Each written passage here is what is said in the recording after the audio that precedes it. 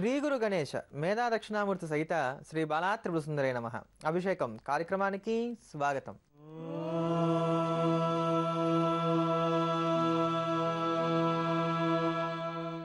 భార్యాభర్తల మధ్యలో వచ్చేటువంటి సమస్యలు ఏవైతే ఉన్నాయో అవి సమసిపోవడానికి, అలానే జాతకరీత్యా ఏలినాటి శని, అష్టమ శని, అర్ధాష్టమ శని లేక శని మహర్దశలు వంటి శని సంబంధమైనటువంటి దశలు జరగడం, శని వల్ల వచ్చేటువంటి విపరీతమైనటువంటి ఇబ్బందులు ఎదుర్కోవడం జరుగుతున్నట్లయితే కనుక వీటిని శాంతపరచుకోవడానికి సంబంధించినటువంటి ఒక క్షేత్రం ఉంది. ఆ క్షేత్రం ఎక్కడుంది, దానికి ఎలా వెళ్ళాలి, అక్కడ చేయవలసినటువంటి పరిహార క్రియలు ఏమిటి అనేటువంటి దాన్ని ఈరోజు కార్యక్రమం చివరిలో క్షేత్ర మహిమ విభాగంలో తెలియజేస్తాను. ఈ వారం ఉన్నటువంటి గ్రహగతులను కనుక గమనించినట్లయితే మేషాది 12 రాసుల వారికి కూడా ప్రయాణాల్లో తగు జాగ్రత్తలు పాటించడం మంచిదని చెప్పుకోవచ్చు. ఈ ప్రయాణాల్లో కలిగేటువంటి అసౌకర్యాన్ని కానీ లేక ఇబ్బందులు కానీ గండదోషాలు కానీ తొలగించుకోవడానికి గాను 12 రాసుల వారు కూడా ఈ వారం అంతా ప్రతిరోజు కూడా శ్రీరామ రక్షా స్తోత్రాన్ని కనుక పారాయణ చేస్తూ వచ్చినట్లయితే ఈ దోషం నుంచి బయటపడడానికి ఆస్కారం ఉంటుంది. రామాయణ అంతర్గతమైనటువంటి ఆదిత్య హృదయం చాలా భవ్యమైనటువంటిది. ఆదివారం నాడు ఖచ్చితంగా అందరూ కూడా పఠించవలసినటువంటిది. మీద మిక్కిలి ప్రతిరోజు కూడా పారాయణ చేసినట్లయితే కనుక సూర్యనారాయణమూర్తి యొక్క పరిపూర్ణమైన అనుగ్రహాన్ని పొందడానికి ఆస్కారం ఉంటుంది. ఈ ఆదిత్య హృదయాన్ని అగస్త్య మహర్షి శ్రీరామచంద్రమూర్తికి ఉపదేశం చేశాడు. రామచంద్రుల వారు అగస్త్యుల ద్వారా ఈ స్తోత్రాన్ని తెలుసుకున్నటువంటి వారై ఈ స్తోత్ర మాహాత్మ్య ప్రభావములనే రావణ సంహారం చేశారని చెప్పని మనకి రామాయణం తెలియజెప్తోంది. అందుకనే శత్రునాశనాన్ని కోరుకునేటువంటి వారు, దృష్టి దోషాలు పోగొట్టుకోవాలనుకునేటువంటి వారు, ఐశ్వర్యాన్ని కాంక్షించేటువంటి వారు, మంచి ఆరోగ్యాన్ని కోరుకునేటువంటి వారు, విశేషించి చర్మ సంబంధమైనటువంటి దోషాలన్నింటిని కూడా తొలగించుకోవడానికి గాను ప్రతిరోజు ఆదిత్య హృదయాన్ని పారాయణ చేయడం చాలా మంచిది. రోజు పారాయణ చేయడానికి వీలు లేనటువంటి వారు కనీసం ఆదివారం నాడైనా ఈ ఆదిత్య హృదయాన్ని పారాయణ చేయాలి. దీన్ని పారాయణ చేయడానికి కావాల్సిన సమయం ఎప్పుడు అంటే ఉదయిస్తున్నటువంటి సూర్యుడు ఎప్పుడు ఉంటాడో ఆ సమయంలో ఉదయిస్తున్నటువంటి సూర్యనారాయణమూర్తికి 2 చేతులు ఎత్తి నమస్కారం చేస్తూ ఈ స్తోత్రాన్ని పారాయణ చేసినట్లయితే మంచి ఫలితాలను పొందగలుగుతారు. ఆదివారం నాడు ఈ స్తోత్రాన్ని పారాయణ చేయడం అనేది నియమంగా పెట్టుకున్నటువంటి వారు పగలు పలహారం ఏమీ లేకుండా కేవలం పాలు పళ్ళు మాత్రమే తీసుకొని మధ్యాహ్నానికి భోజనం చేసి రాత్రి కూడా మళ్ళీ పాలు పళ్ళు తీసుకోవడమే ఒక వ్రతంగా పెట్టుకొని కనుక ఈ స్తోత్రాన్ని పారాయణ చేస్తూ వచ్చినట్లయితే ఇందాక చెప్పుకున్నటువంటి ఫలితాలన్నీ కూడా వెంటనే పొందడానికి కానీ ఆస్కారం ఉంటుంది. అటువంటి భవ్యమైనటువంటి ఆదిత్య హృదయాన్ని శ్రవణం చేద్దాం. సూర్యనారాయణమూర్తి యొక్క అనుగ్రహాన్ని పొందుదాం. ఆదిదేవ నమస్తుభ్యం ప్రసీద మమ భాస్కరా దివాకర నమస్తుభ్యం ప్రభాకర నమోస్తుతే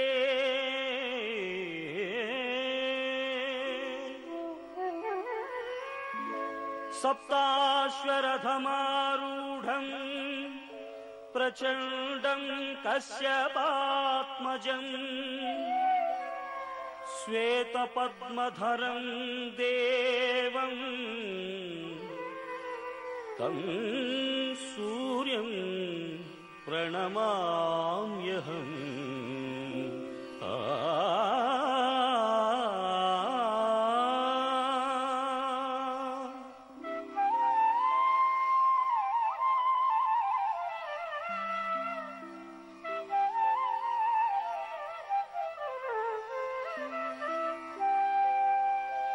లోహితం రథమారూఢం సర్వలోకపితామహం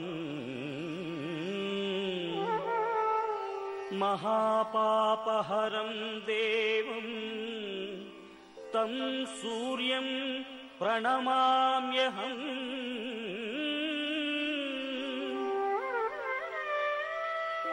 త్రైగుణ్యం చ మహాశూరం బ్రహ్మ విష్ణు మహేశ్వరం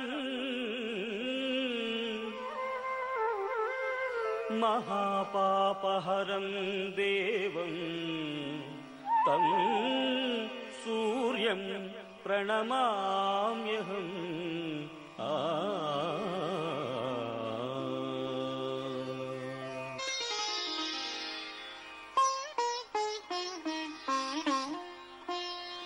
బృంహితం తేజసాం పుంజం వాయురాకాశమేవ చ ప్రయంచ సర్వలోకానాం తం సూర్యం ప్రణమామ్యహం.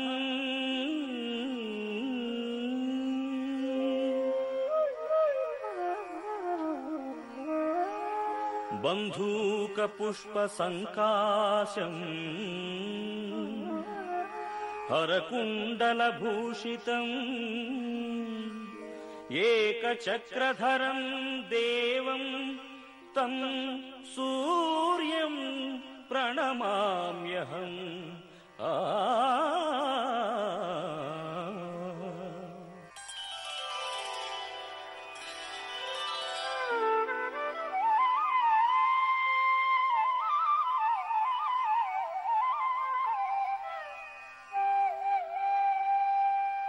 तं सूर्यं लोककर्तारं महातेजः प्रदीपनं महापापहरं देवं तं सूर्यं प्रणमाम्यहम्।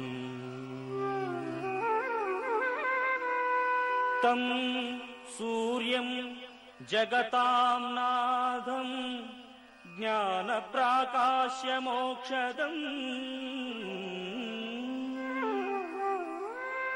महापापहरं देवं तं सूर्यं प्रणमाम्यहम्।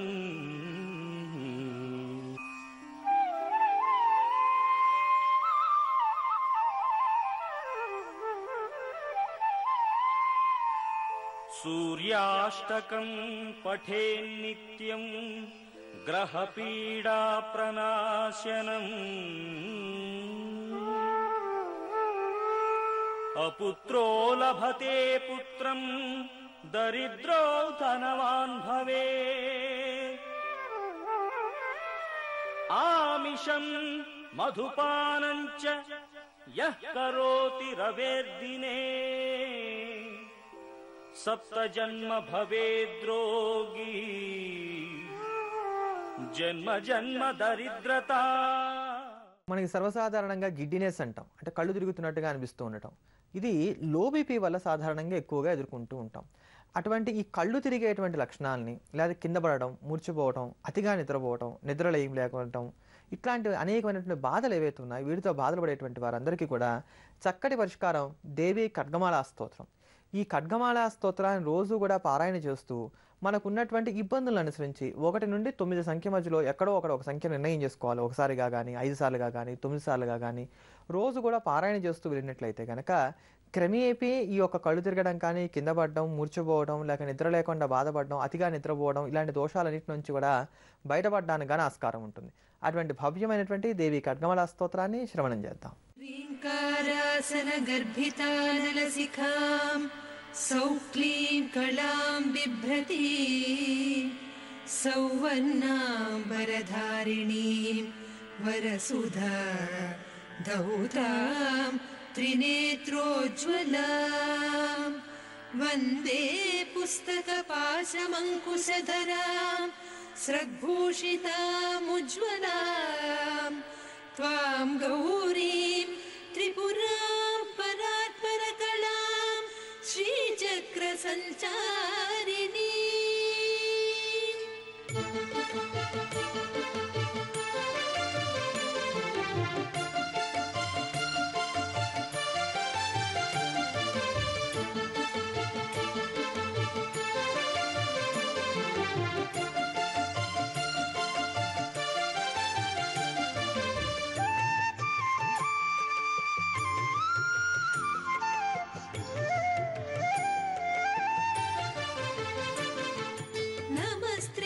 सुंदरी हृदय देवी शिरोदेवी शिखादेवी कवच देवी नेत्रदेवी अस्त्रदेवी कामेश्वरी भगमालिनी नित्य क्लिन्ने मेरुण्डे वह्निवासिनी महावज्रेश्वरी शिवदूती त्वरिते।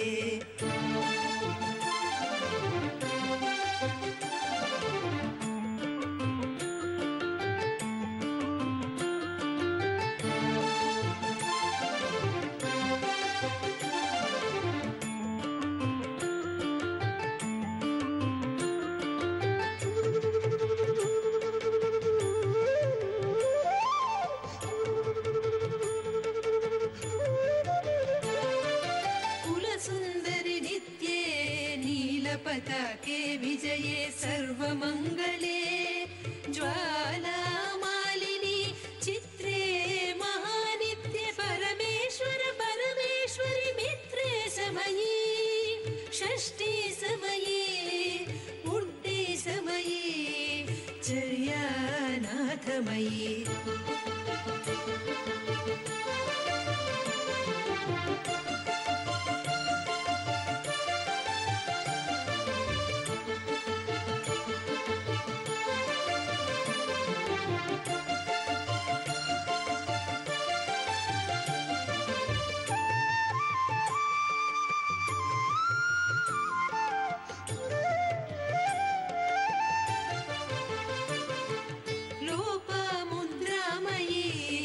अगस्त्यमयी कालतापनमयी धर्माचार्यमयी मुक्तकेलीश्वरमयी दीपकलानाथमयी विष्णुदेवमयी प्रभाकरदेवमयी तेजोदेवमयी मनोजदेवमयी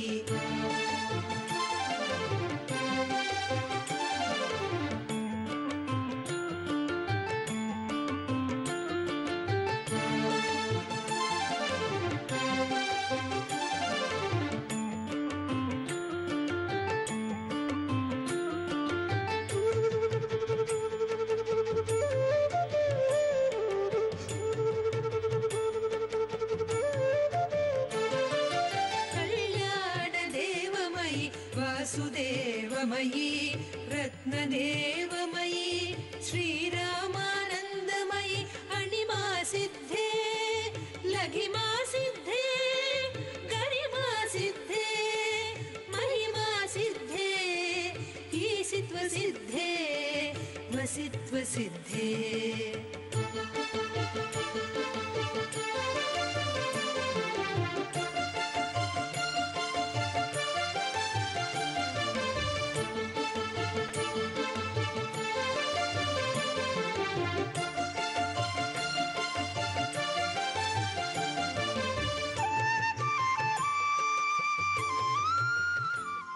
సముద్రయాన విక్షోభే భూత ప్రేతాదికే భయే అని చెప్పని ఫలశ్రుతిలో చెప్పబడినట్టుగా ఎవరైనా సరే సముద్రయానం చేయడానికి గాను ఆటంకాలు కలిగినట్లయితే, అంటే విదేశాలకు వెళ్తున్నాం, దానికి కావాల్సిన వీసా రావట్లేదు, ఏవో ఒక ఇబ్బందులు వస్తున్నాయి అనుకుంటున్నటువంటి సందర్భంలో ఈ ఖడ్గమాలా స్తోత్రాన్ని రోజు కూడా 9 సార్లు కనుక పారాయణ చేస్తూ వచ్చినట్లయితే విదేశాలకు వెళ్ళడానికి కావాల్సిన ఆటంకాలు ఏవైతే ఉన్నాయో అవన్నీ కూడా తొలగిపోతాయి.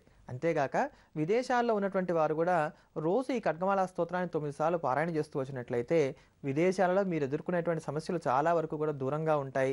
స్ట్రెస్ లేకుండా ఆనందంగా కాలాన్ని గడపడానికి కానీ ఆస్కారం ఏర్పడుతుందని చెప్పని చెప్పుకోవచ్చు. అటువంటి భవ్యమైనటువంటిది, అంతటి శక్తివంతమైనటువంటిది దేవీ ఖడ్గమాలా స్తోత్రం.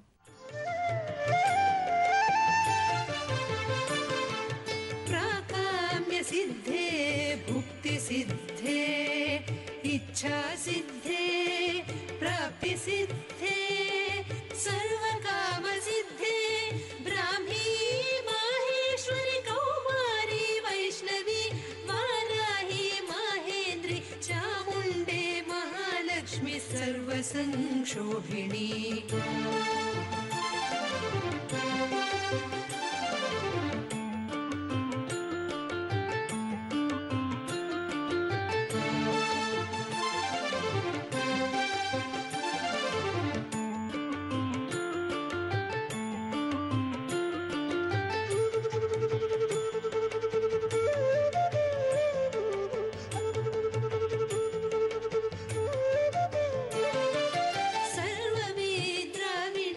सर्वाकर्षिणी सर्ववशङ्करी सर्वोन्मादिनी सर्वमहाकुशी सर्वखेचरी सर्वबीजे सर्वयोने सर्वत्रिखण्डे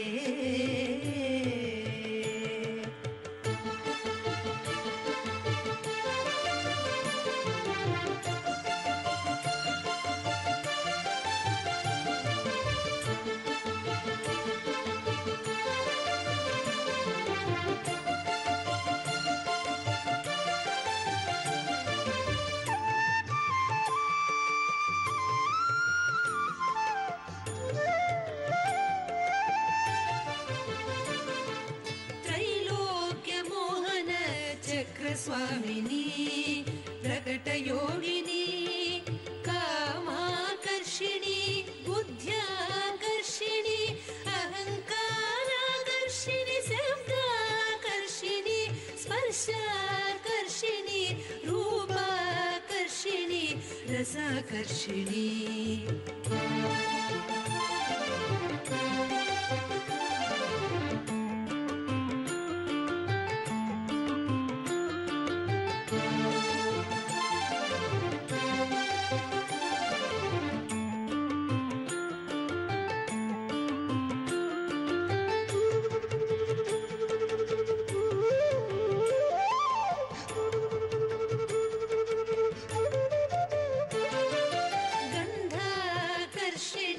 चित्ताकर्षिणी धैर्याकर्षिणी स्मृत्याकर्षिणी नामाकर्षिणी बीजाकर्षिणी आत्माकर्षिणी अमृताकर्षिणी शरीराकर्षिणी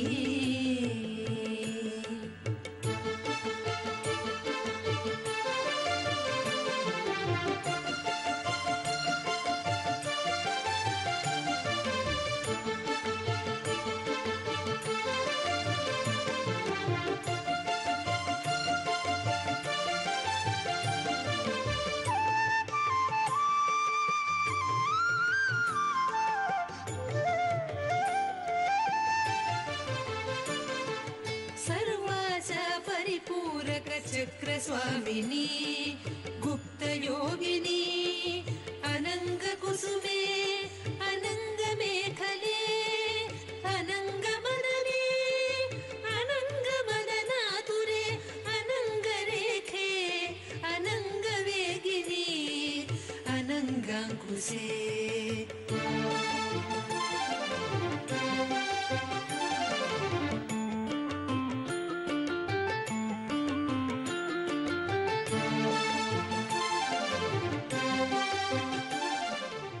భార్యాభర్తల మధ్య తరచూ తగాదాలు వస్తున్నా, లేక శని మహర్దశ కానీ, శని అంతర్దశలు కానీ, శని వేదలు కానీ, ఏలినాటి శని కానీ, అర్ధాష్టమ శని కానీ, ఇతరత్ర శని వల్ల ఎటువంటి దోషాలు వస్తున్నా వాటన్నిటిని కూడా తీర్చుకోవడానికి, లలిత కళలలో విశేషించి కూడా నాట్యంలో ప్రావీణ్యాన్ని పొందడానికి గాను కృషి చేస్తున్నటువంటి వారు ఎవరైతే ఉన్నారో వారికి చాలా ఉపయుక్తమైనటువంటి క్షేత్రం ఒకటి ఉంది.